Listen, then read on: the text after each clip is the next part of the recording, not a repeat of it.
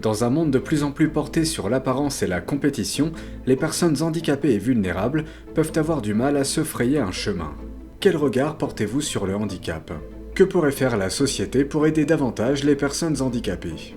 Vous est-il arrivé de vous sentir impuissant ou pas à votre place dans la société?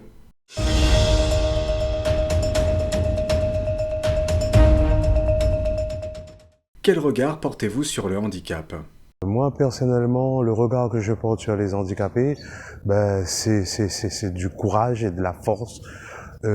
Étant moi-même fils, mon père était handicapé. J'ai vécu ça quand même une très grande partie de ma vie. Et honnêtement, lui, quand je le voyais, il cuisinait, il faisait ses gâteaux. J'ai même fabriqué des petites tables, des établis pour qu'il puisse bricoler et tout ça. Et dans son fauteuil roulant, il faisait tout ça. Donc moi, à chaque fois, ça m'inspirait, ça me donnait beaucoup de courage et de force pour me dire que nous, les valides, des fois, on se plaint un petit peu pour rien, mais eux, ils ont beaucoup de courage et beaucoup de force dans la tête. Et ça, vraiment, on devrait prendre exemple sur eux, en fait.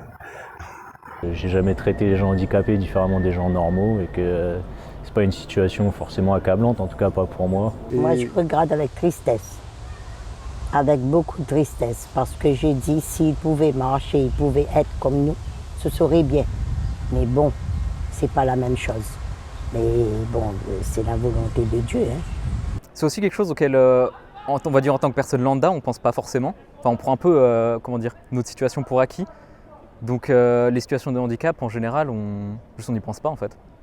Moi, je suis atteinte d'une maladie, d'une myopathie, depuis enfant.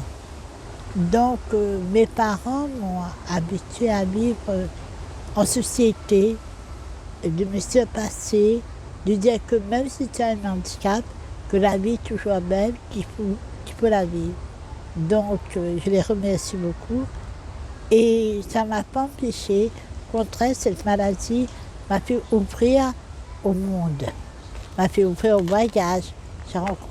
J'ai beaucoup voyagé, j'ai rencontré énormément de gens, on apprend. Et ça enrichit la personne. Que pourrait faire la société pour aider davantage les personnes handicapées? Déjà, le regard.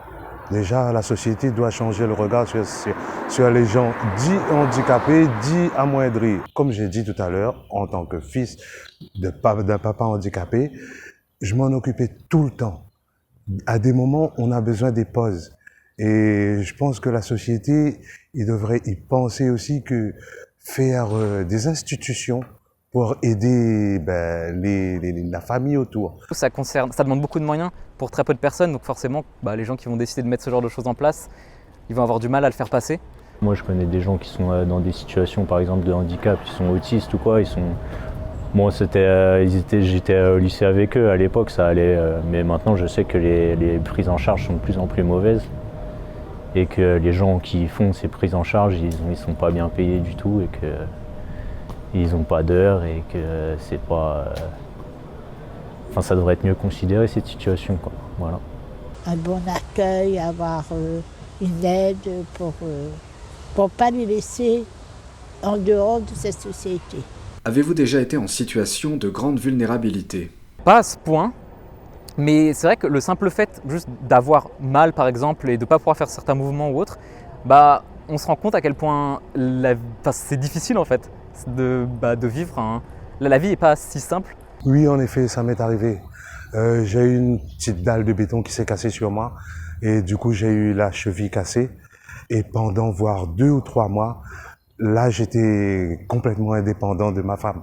Là j'avais pas encore d'enfant, il y avait ma femme qui travaillait et là je savais ce que c'était par rapport à mon père, ce que c'était être handicapé.